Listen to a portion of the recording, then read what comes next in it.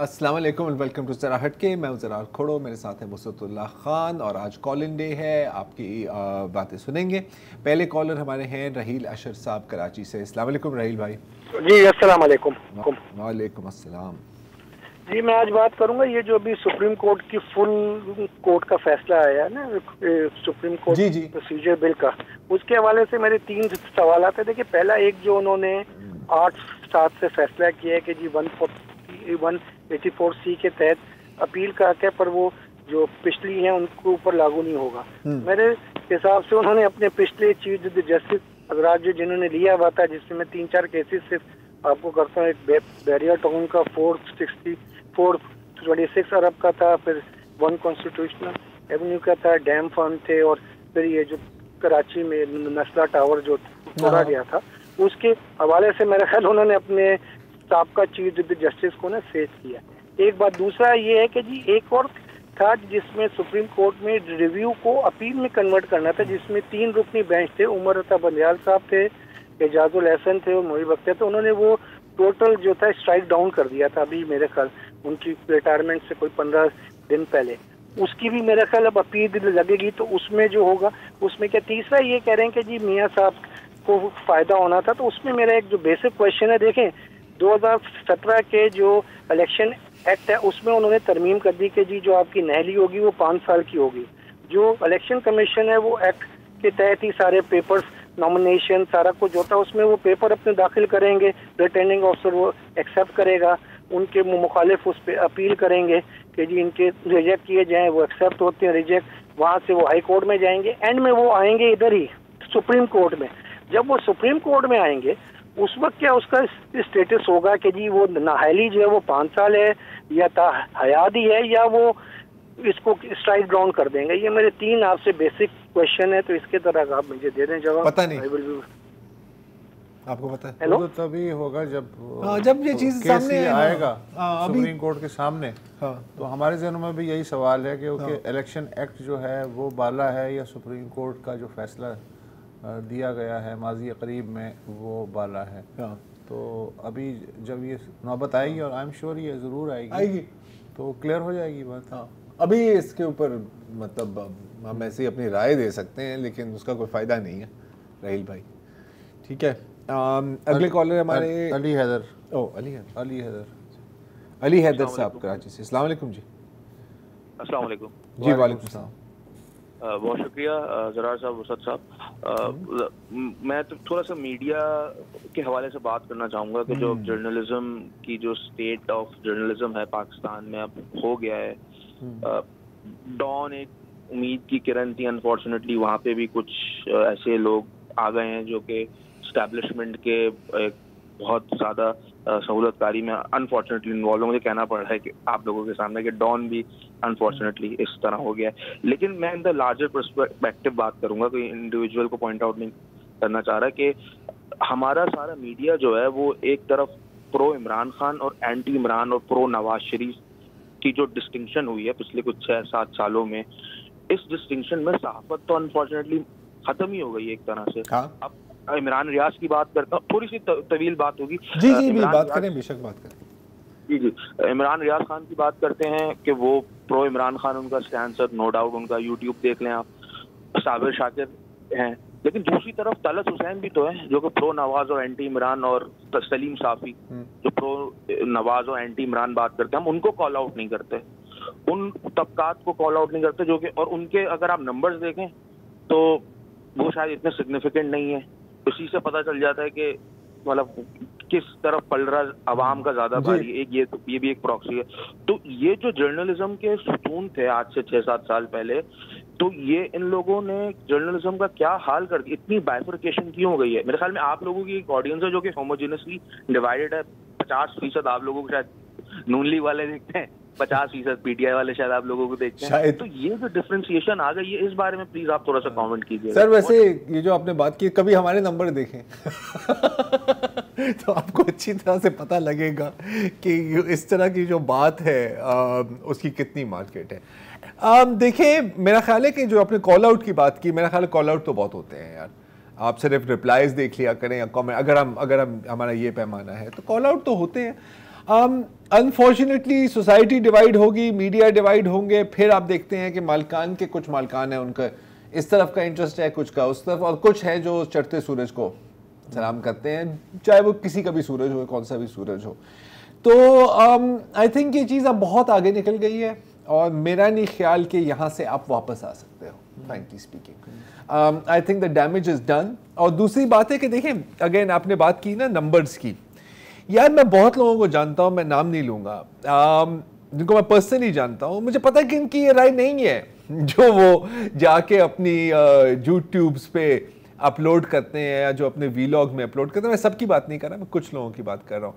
वो इसलिए करते हैं क्योंकि ये माल बिकता है, सही है, पैसे आते हैं। अच्छा, अब तो ट्विटर में भी यही है, आपने अक्सर देखा होगा, जैसे अगर आप ये अभी जो इजराइल और फ़लस्तीन का चल रहा है उसमें आप देखें कि कोई ब्लू चेक अकाउंट वो एक कोई ऐसी खबर डालेगा, उसको पता है कि इसको क्लिक किया जाएगा, उसको पता है कि इसको एंगेज किया जाएगा, कि जैसे ये जो चल रही है ना कि कुवैत के कतर के अमीर ने कहा है कि हम गैस बंद कर देंगे, ये वो, यार देखो यार, tens of thousands of replies, repost, likes, सबके पैसे मिलते हैं।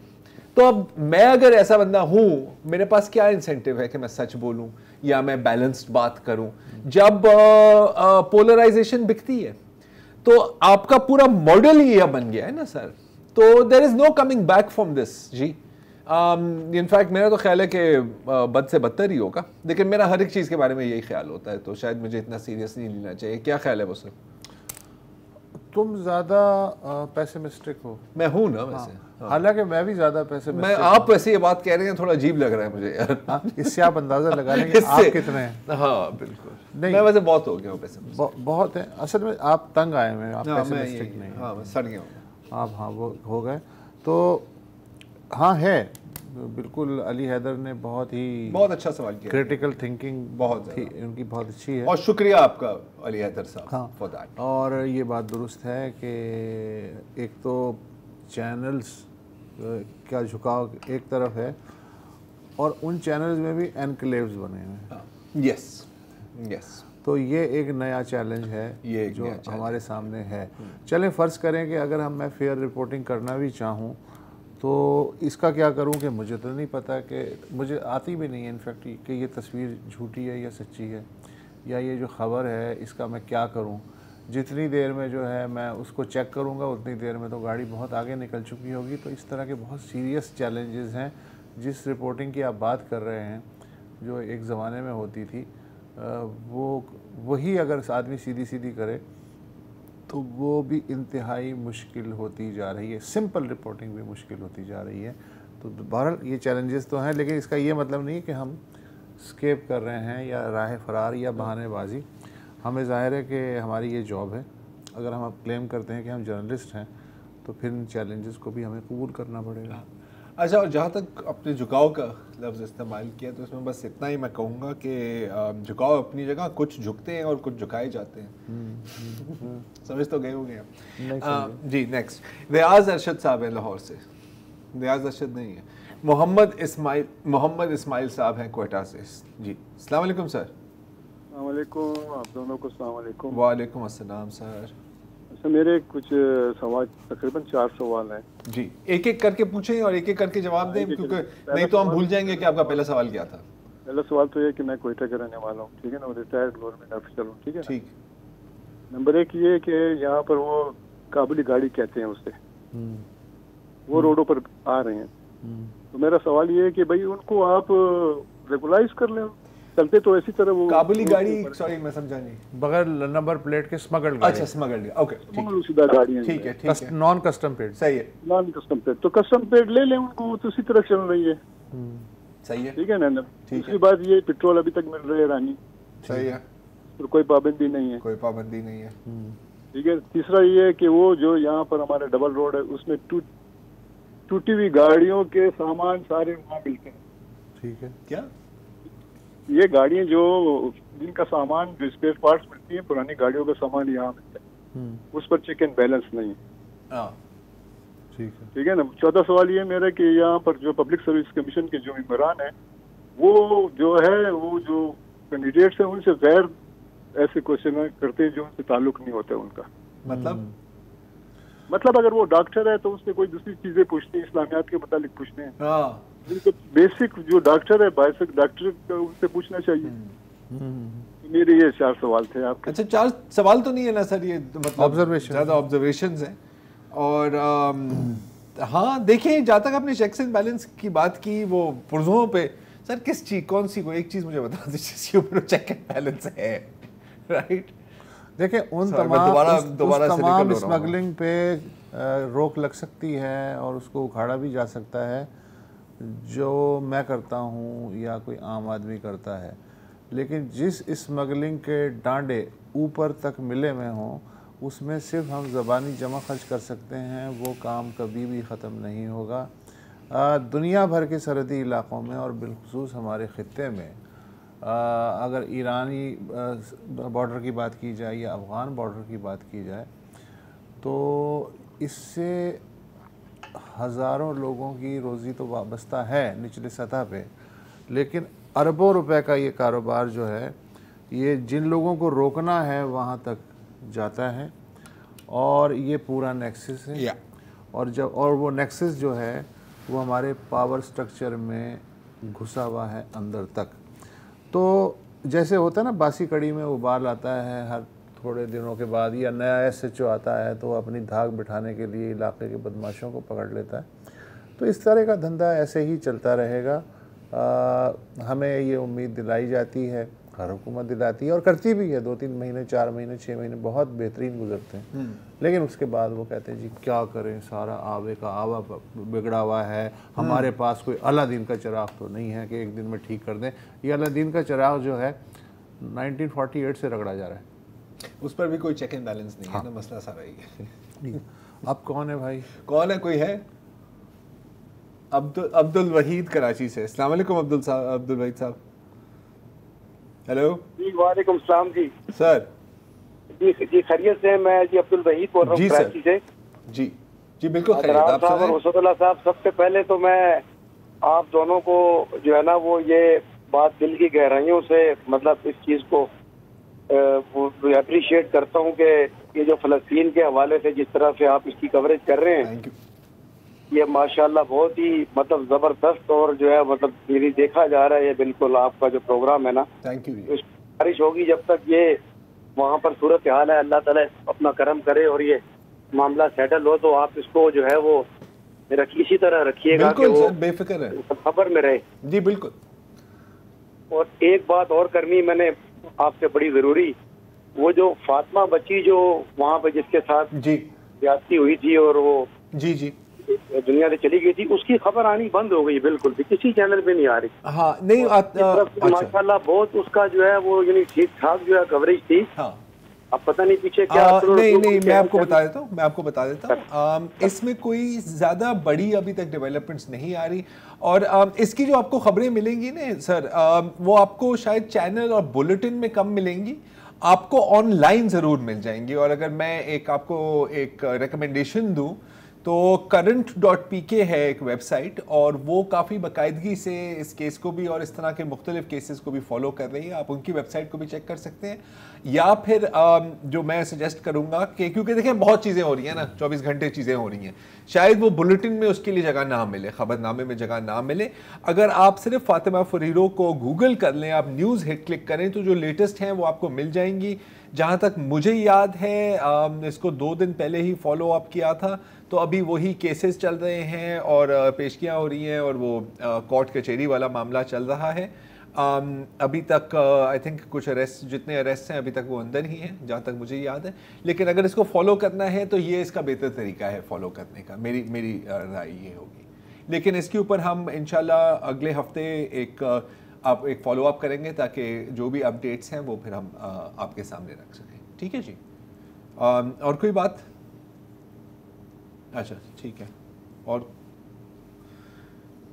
राहत जदून साहब इस्लामाबाद से। अस्सलाम वालेकुम सर।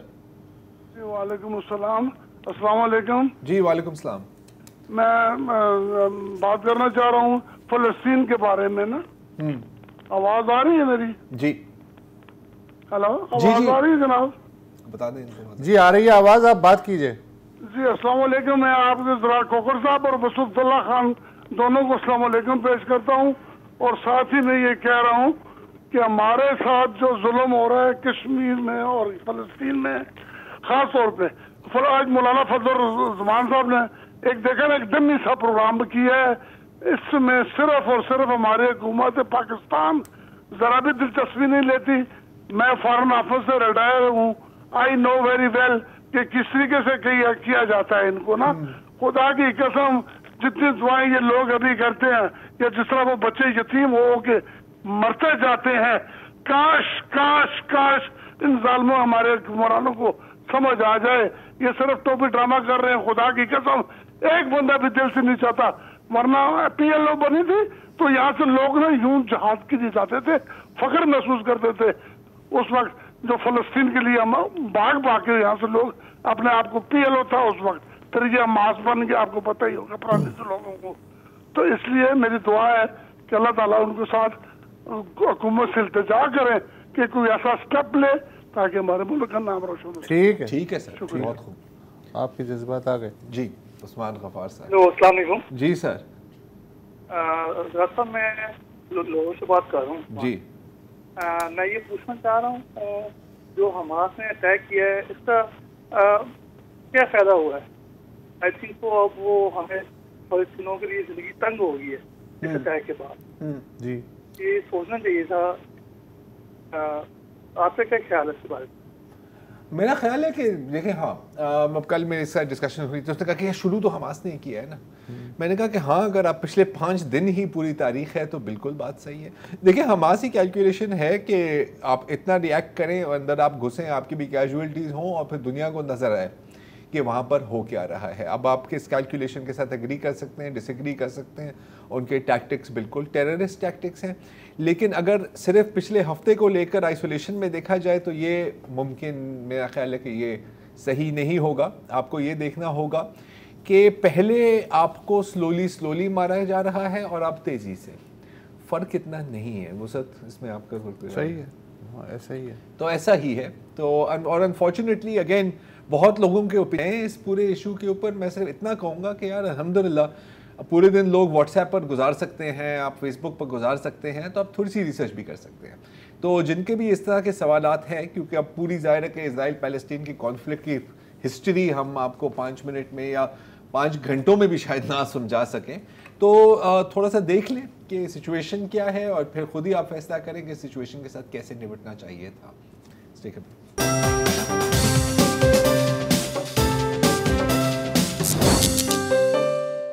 Welcome back. पेशावर से हैं फरीदुल्लाह साहब। जी सर। अस्सलाम वालेकुम सर। वालेकुम सलाम। को सलाम दुआ और खासकर सैदुल्लाह खान का जो मैं बचपन से उसका BBC प्रोग्राम भी देख रहा हूँ, उसका बहुत बहुत शुक्रिया सर। मेरी एक गुजारिश है, पेशावर से फरीदुल्लाह बोल रहा हूँ। ये गुजारिश है जो KPDC चार्जेस पेमेंट है जो यानी कंपनी होल्डर को, जो कंपनी वालों को पेमेंट होती है, वो मेरे ख्याल में इलीगल है। इस पर कोई एक दिन कौन सी पेमेंट? ये KPDC चार्जेस पेमेंट जो है, ख्वाह वो नॉन रिकवरी हो, ख्वाह जो ये क्या आप सर हम जानते नहीं है इसके बारे में, ये क्या है KPDC? क्या ये KPDC चार्जेस इसको कहते हैं, कैपेसिटी चार्जेस। जी जी जी ये किसको गया आपका कराची में, किसको गया ये सारे जो है जिसको जो पेमेंट हो रही है वो मेरे ख्याल में गलत है। इस पर एक प्रोग्राम रखते सर, ये जरूरी चीज है। तो ये तो कोर्ट में चैलेंज होने वाली बात है। न कोर्ट वाली नहीं है सर, उस पर स्टे लिया है Islamabad high court. Capacity charges तो कोई प्रोग्राम किया नहीं है। जब हम बिजली की बात हो रही है ना, हाँ बिजली की, इस पर हमने किया है सर, इस पर हमने किया है। ये जो अपना आपके जो बिल में जो ब्रेकअप होता है ये उसी का ही है ना, कि उसमें जो कैपेसिटी चार्जेस, उसमें बहुत सारे ब्रेकअप्स हैं, उनमें से एक ये भी है। इस पर हमने किया तो है फरीदुल्लाह साहब, वो कंपोनेंट है, वो कंपोनेंट है और ये चार्जेस पेमेंट है। नॉन रिकवरी अगर वो हाँ, लेकिन कंपोनेंट हो या चार्जेस पेमेंट हो, देने तो आप ही को है ना। इस पे किया है हमने, लेकिन अगर आप चाहें तो इस पे दोबारा भी गौर किया जा सकता है। बहुत शुक्रिया आपने कॉल किया जी। रियाज अरशद साहब हैं लाहौर से। अस्सलाम वालेकुम जी। वालेकुम सलाम। अस्सलाम वालेकुम पाकिस्तान। शाहजेब साहब की छुट्टी है, जी है जी। हाँ जी, हाँ जी, बिल्कुल। और सर आप ठीक ठाक है? बिल्कुल। अच्छा सर, वो लास्ट वीक भी मेरी कॉल आई थी तो साथ ही फिर जवाब देने शुरू कर दिए थे आप लोगों ने। अच्छा होता है तो आप कोशिश कीजिएगा जरा बाद में दे दीजिएगा, फिर जिस तरह कॉल जो सीना हो जाती है। क्या वो फिर आवाज आप लोगों की तरफ से भी आती है ना दोबारा, तो फिर लाइन ड्रॉप होने का होता है, इसलिए मैं कह रहा था थोड़ा। वो यार सर जब एक गो में आप 4 बातें कर देते हैं ना, तो फिर वो हमें याद भी नहीं रहता ना कि आपने क्या बातें की हैं। तो बेहतर है कि 1-2 बातें करे बंदा। हाँ, बस बिल्कुल एक करते। बस मेरा आज दिल था कि आज ना इतने अरसे से हम लोग पाकिस्तान की बुराइयां कर रहे हैं, तो आज कोई तारीफ कर लें। वो मैंने कागज पर लिखना शुरू किया। चरबेला डैम है, मंगला डैम है, मोटरवे है, और ये 1122 है, और एटमी ताकत है। ठीक है, तो 4-5 चीजें बनी थी। सही है। तो कोशिश कीजिएगा अगर आप लोग कोई बता सकें और भी चीजें हो। अच्छा। और दूसरा माशाल्लाह निहारी अच्छी मिलती है। खुश रखें। निहारी अच्छी मिलती है। हाँ जी, thank you. Ghaffar kebab house भी है कराची में, वो मेरा ख्याल है कि हमारे कौमी असासों में शामिल है। मैं बड़ा फैन हूँ गफार कबाब हाउस का। अच्छा, फ्राई कबाब खाए नहीं आपने? आपका रियाज अरशद से कंपटीशन है? नहीं यार, मतलब जो अच्छी चीज़ें हैं वो अच्छी चीज़ें हैं यार। आई मीन क्या छोटी और बड़ी और ज़रूरी तो नहीं है ना कि हम एटम बॉम्ब ही देखें यार। हाँ, तुमने देखा है एटम उनका नहीं, लेकिन उनका फ्राई कबाब भी काफ़ी बॉम्ब है। Okay, sorry. मोहम्मद तारिक साहब हैं इस्लामाबाद से। जी तारिक साहब, उसने कहा छोड़ दो। जी जी जी जी जी सर। वालेकुम सलाम। सर कुछ बात करना चाह रहा था फ़लस्तीन के मामले में जो हमास ने हमला किया है। जी जी। तो मुझे जो लगता है कि दुनिया में जितनी भी तंजीमें या इस्लामी हैं या टेररिस्ट कह लें या वो आज़ादी की जंग लड़ रही हैं, जो मुसलमान मुल्कों में ख़ास तौर पे या जितने भी मुसलमान ममालिक हैं, मुझे लगता है कि ये इंटरनेशनल जो क़ुव्वतें हैं उनके गेम का हिस्सा हैं सब के सब, यानी दानिस्ता या गैर दानिस्ता तौर पर हम करते वही हैं जो वो चाहते हैं। वो हमें घुमा के सब जगह से लेके उस जगह पे ले आते हैं कि फिर हम वो एक्शन करते हैं, उसका फिर रिएक्शन आता है और मरते हम ही हैं। और हमारी हालत वही वाली है, खरबूजे का कोई छुरी गिर जाए या छुरी जो है ना खरबूजे पे गिरे, कटना खरबूजे नहीं है। तो मुझे लगता है कि तमाम जितने भी मुसलमान ममालिक हैं इनको बैठ के सोचना चाहिए कि हम कहाँ पे गलत हैं हम ही गलत, क्योंकि हम मुसलमान ममालिक हैं, इस्लामी ममालिक तो हम हैं नहीं। जितने भी मुसलमान ममालिक हैं हमें चाहिए कि हमें इस बात पे सोचना चाहिए कि हम किन किन के आलाकार बने हुए हैं। वो तो है, इसमें तो कोई शक भी नहीं है, कोई शक नहीं है। और यही हमारे 75 साल से पाकिस्तान का हाल है कि पाकिस्तान में भी यही है कि ताकतवर जो हल्के हैं उन्होंने जितनी भी जमातें हैं, चाहे वो हमारी जो सियासी जमातें इस्लामी हो या दूसरी हो, वो सब के सब इसी चक्कर में फंसे हुए हैं। तो मुझे सारा बानो की एक बड़ी अच्छी चीज़ याद आई, थोड़े दिन पहले वो टीवी पे थी, तो उन्होंने बताया कि इन सब का हाल क्या है। कि वो कहते जब मेरा छोटा बच्चा था ना, तो बड़े बच्चे गेम खेलते थे तो वो छोटा बच्चा भी मांगता था रिमोट के मुझे गेम के लिए दें, तो वो प्लग मैं क्या करती थी कि उनको रिमोट पकड़ा देती थी और उसकी तार निकाल देती थी, तो वो अपने हाथ से वो रिमोट कर रहा होता था, वो ये समझता था कि मैं ही गेम खेल रहा हूँ। गेम बड़े खेल रहे होते थे, फिर वो रिमोट चला रहा होता था। तो सेम जो है ना, ये इस्लामी मुल्क ले लें या आप पाकिस्तान को ले लें, बिल्कुल तो हाल हमारा बिल्कुल यही है। बस अल्लाह ताला को हमें समझ दे दे कि हम कुछ अपनी समझ से भी करना शुरू कर दें, आमीन। दूसरों की समझ भी अगर हम चलते रहेंगे तो फिर यही हाल। आमीन तारिक साहब। ओके जी।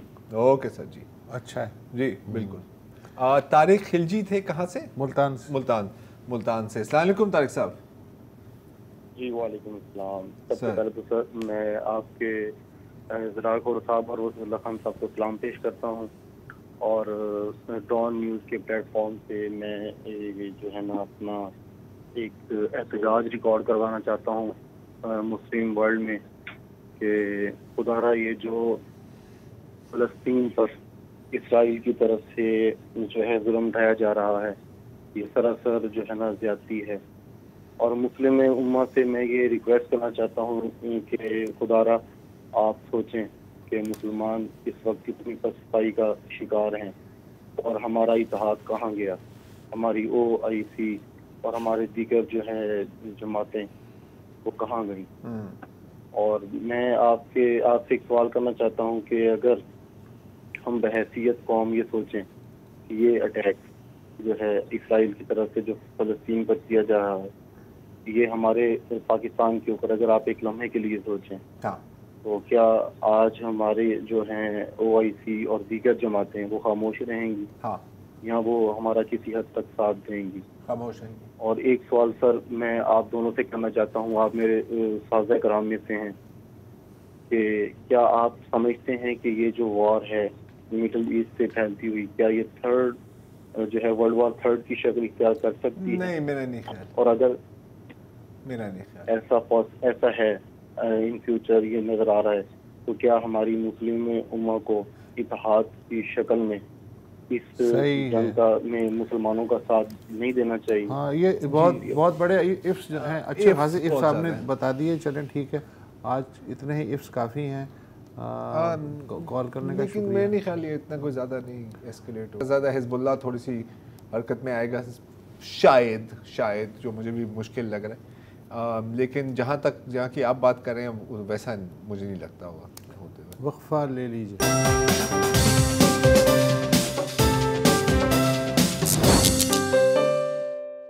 Welcome back. चौधरी जमशेद साहब हैं रावलपिंडी से। अस्सलाम वालेकुम सर। कैसे सर? वालेकुम अस्सलाम सर। थोड़ा साहब कैसे हैं आप? बस सर गुजर रही है, आप सुनाएं। अल्लाह का एहसान है।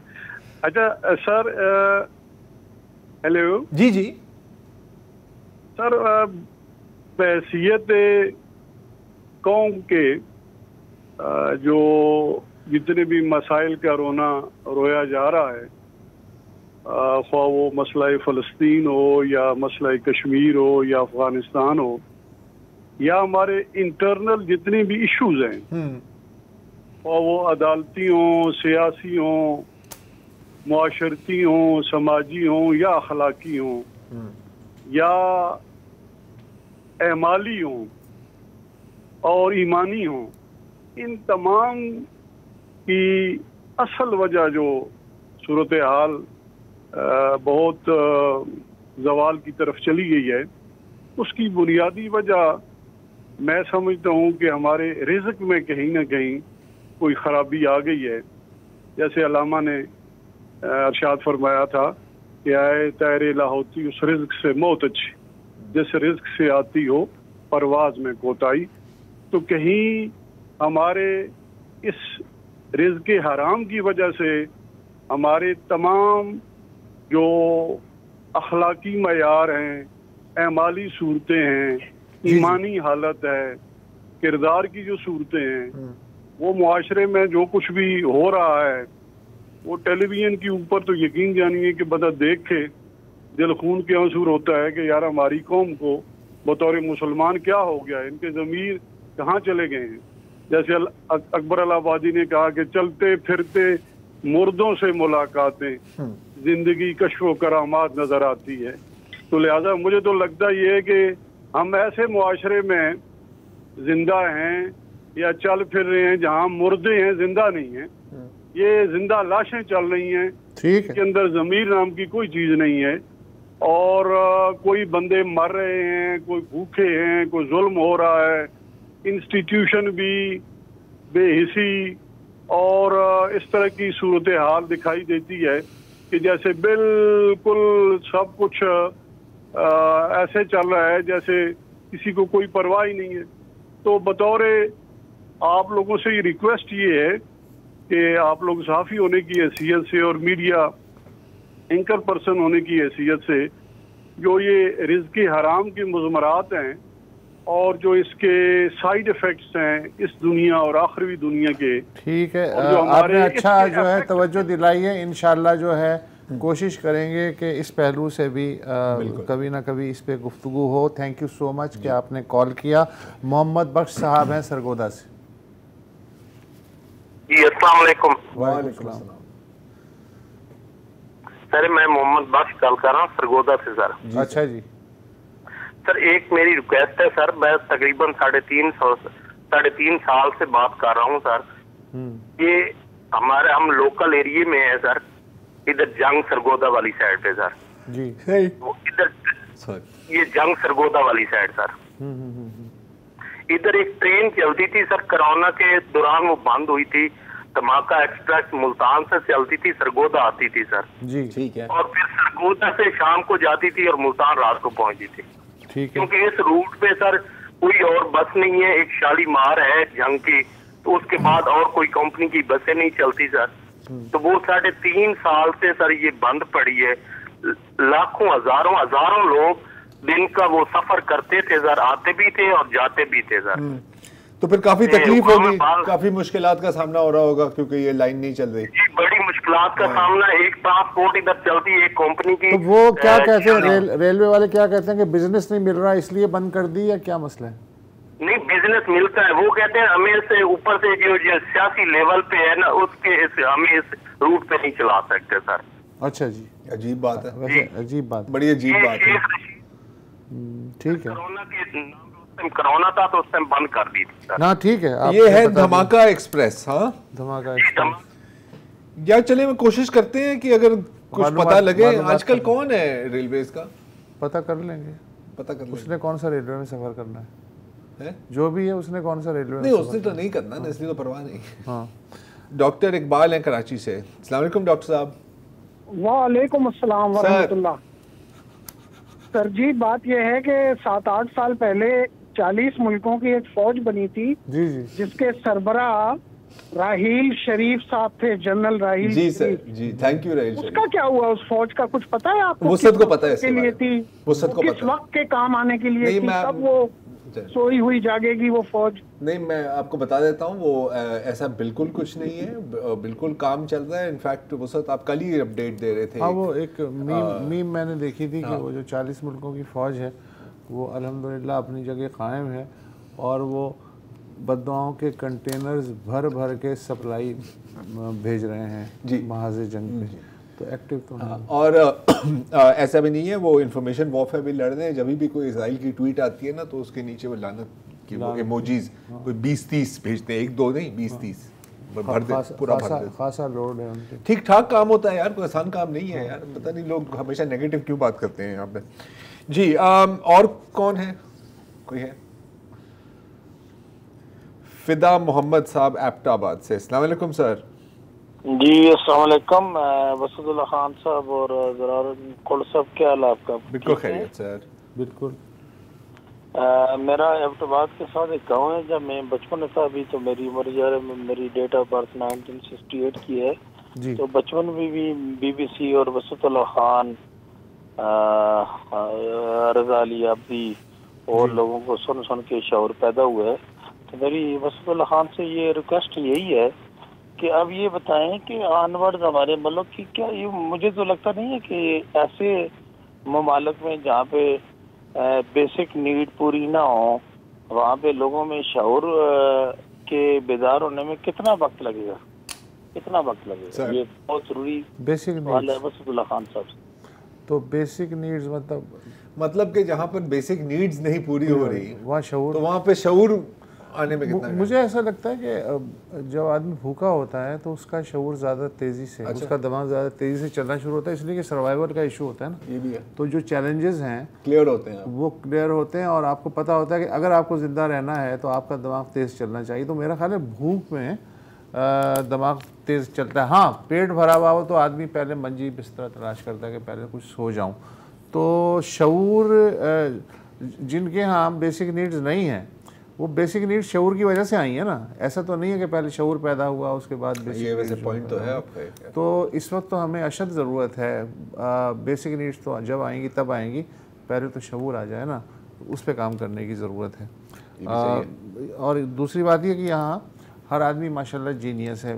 25 करोड़ में से 26 करोड़ तो हैं ऐसे, ठीक है, ऐसे ठीक ठाक। कॉमन सेंस वाले शायद 700-800 होंगे, ज़रूरत भी नहीं है कॉमन सेंस, उसकी सबसे ज़्यादा ज़रूरत है। ये कॉमन चीज़ें हमें क्यों चाहिए यार? Common wealth, common man. Faisal हसीन साहब है मस्कत से। अस्सलाम वालेकुम सर। वालेकुम सलाम, कैसे हैं आप लोग दोनों? बिल्कुल खैरियत सर।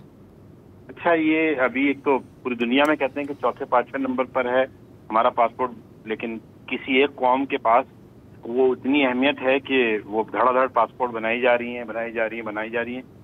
सुना 12,000 पासपोर्ट लोगों को इजरा हो गए और फिर भी जो है वो गालियां हम पाकिस्तानियों को ही देते हैं।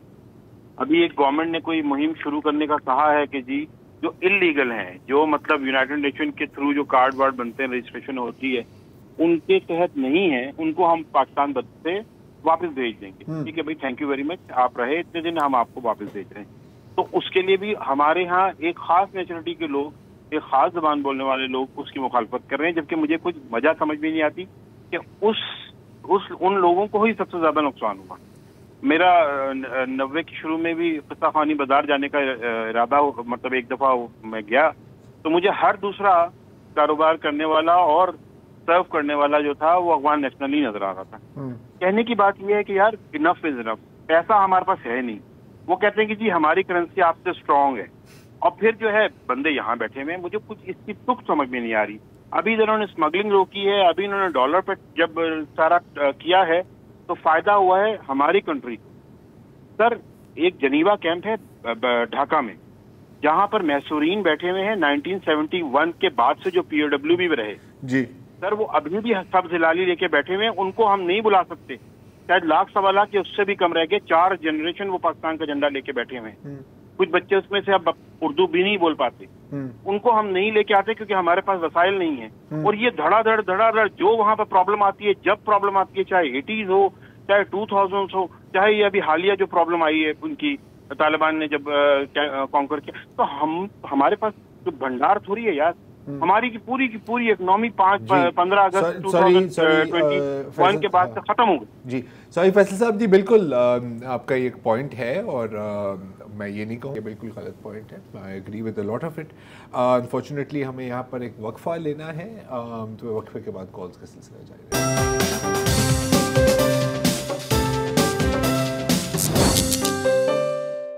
वेलकम बैक जी। मैं अगली कॉलर हैं मिसेस सादिया फरहान मिसेस सादिया फरहान कराची से। अस्सलाम वालेकुम जी। जी वालेकुम अस्सलाम सर, सबसे पहले तो मैं आप तीनों को बहुत ज़्यादा अप्रिशिएट करना चाहती हूँ कि आप जो है वो फ़लस्तीन के इशू को डेली बेसिस पे डिस्कस कर रहे हैं।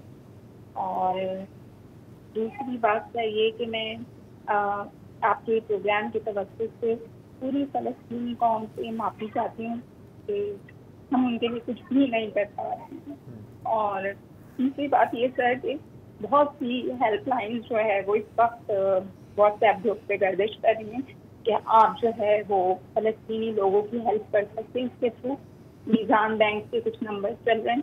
तो सर मैं आपसे पूछना चाहती हूँ कि ये फेक ही तो नहीं है, इसमें जो है वो कुछ कंट्रीब्यूट कर सकते हैं। देखिए जी सादिया साहिबा जी सॉरी आप अपनी बात को कबल कर लें जी कि कौन सी जो है वो ऑथेंटिक चैनल है। ओके जो हम मीडिया पे सुन रहे हैं वो तो यही है कि उन तक ना फूड पहुंच सकता है ना कोई इमदाद पहुंच सकती है।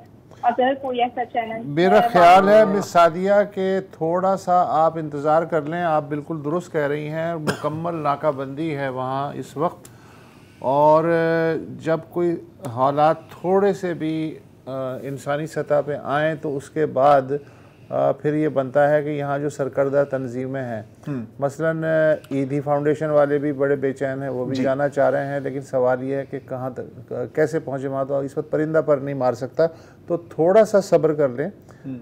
हमें एहसास है कि कितना गहरा दुख है ये। तो इंशाल्लाह 10-15 दिन में जब सूरत हाल वाज़े हो जाएगी कि इमदाद कैसे पहुँचाई जाए, तो उसके बाद आप ज़रा जेन्युइन तंजीमों की खोज लगाएं। बिल्कुल, फिलहाल आप देखें जी। और दूसरी बात है कि जब तक हमें नहीं पता होगा कि आप एग्जैक्टली किस नंबर या किस तंजीम की बात कर रहे हैं, तो फिर बहुत मुश्किल होगा। मुझे पता है कि मैंने भी देखी हैं मुख्तलिफ चीज़ें, लेकिन अभी तक तस्दीक नहीं। ऐसे मौक़ों पे मशरूम ग्रोथ हो जाती है, बहुत ज़्यादा होता है सर, लेकिन वो किसी काम की नहीं होती। जो इसका मोटा सा फार्मूला है, जो आपकी आजमाई हुई तंजीमें हैं, जो सरकर्दा 5-6 तंजीमें होती हैं, 6-7, तो उन पे ध्यान दें। जिनके पास डिस्ट्रीब्यूशन का नेटवर्क भी हो, जो वाकई पहुंच माजी में भी रिकॉर्ड उनका हो कि वो पहुंच पाई हैं, मेरा ख्याल है सबसे सेफ बेट वही है। हाँ कुछ इंटरनेशनल इदारे भी एनीवे, लेकिन जो जैसे वसत कह रहे हैं कि हमारी हम ये भी कोशिश कर सकते हैं कि थोड़ी सी छानबीन करके लोगों को बता भी दें। ये हम कर सकते हैं। राशिदा परवीन हैं कराची से। परवीन बात कर रही हूँ कराची से, पाकिस्तान। जी, मैं साइंटिफिक ऑफिसर हूँ। मुझे इस वक्त फ़लस्तीन के ऊपर तो बहुत दुख है, ना हज़रत सलेमान है ना जन्नात है, उनकी किस तरह मदद की जाए उससे मैं ज़रा हट के अब अपना पर्सनल मैटर ये बता दूं कि मेरा 40 साल से FST में केस दबा हुआ है। अब नए आए हैं चीफ जस्टिस, तो वो भी नहीं हो रहा है। इमरान खान के केस चल रहे हैं, तो मैं उसमें मेरिट पर हमेशा पाकिस्तान से सिलेक्ट हुई हूँ, और FST मतलब फेडरल सर्विसेज ट्राइब्यूनल उसमें दबा हुआ है। और जस्टिस नासिर असलम जाहिद साहब ने कहा था कि मैं हाई कोर्ट में करता हूँ, उनका तबादला हो गया कई साल पहले शरई उसमें, और उसके बाद वो रिटायर हो गए और अब कोई सुनवाई नहीं है। और मैं ये कह रही हूँ कि जितने बुजुर्ग शहरी हैं, अब तो मेरी एज इतनी ज़्यादा हो गई है और ना मुझे अब दिखता है, आंखों की सर्जरी में ख़त्म हो गया, मेरी पटिशन पूरी एक थीसिस है, अब वो मैं खुद नहीं देख सकती हूँ। तो मैं ये चाहती हूँ कि घर पर कोई ऐसा सेल बना दें जो बुजुर्गों को या सीनियर सिटीजन्स के लिए हुकूमत ये आके करे काम, तो वो उनके मसाइल हल कर दे, क्योंकि अब हम चलने फिरने से भी माजूर हो गए हैं और देखने से भी।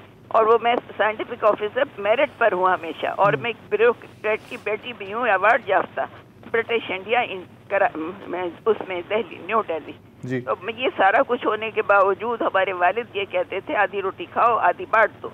अब हालात ऐसे हैं कि हम आधी रोटी भी खा लें तो बहुत है, मगर वो जो आप कहना चाहिए कि दवाएं वगैरह उसका तो बहुत प्रॉब्लम है। तो मेरा जो केस है वो साइंटिफिक ऑफिसर का 40 साल से दबाया हुआ है फेडरल सर्विसेज ट्राइब्यूनल में, और वो मैं पहले तो जा सकती थी, अब मुझे दिखता नहीं है। मैं अपने साइन भी बड़ी मुश्किल से पढ़ना तो क्या हाथ से ही लिखती हूँ और सिर्फ थोड़ा सा बोलती हूँ और बहुत जोर से बोल रही हूँ, सुनता भी कम है, तो मुझे आप लोगों की आवाज़ भी बहुत कम आ रही है। तो अब आप बताएं कि वो मेरा उसका मसला कुछ नहीं पता चल रहा है। अब जो हमारे काजी साहब आए हैं नए चीफ जस्टिस, वो भी पता नहीं, अब वो मेरी तो बारी नहीं आती है, जब रजिस्ट्रार आगे ही नहीं भेजते हैं, तो और मैं ना वकीलों के पास जा सकती हूँ ना कुछ, और वो मेरा केस दबा हुआ है कि वो मेरी रेस्टोरेशन ऑफ सर्विस, अगर हुकूमत के पास पैसा नहीं है तो कम से कम जो हम लोग मेंबरशिप हैं हमारे प्लॉट्स की वो हमें दे दें, हम उनको बेच के तो अपना वो कर लें। वो ना पैसा है हुकूमत के पास, अगर है तो सही, मगर ये कि गलत जैसे सही वो मुझे नहीं मालूम, मगर ये है कि पैसा जो मेरी सर्विस का है वो नहीं मिल सकता और मैं जा नहीं सकती।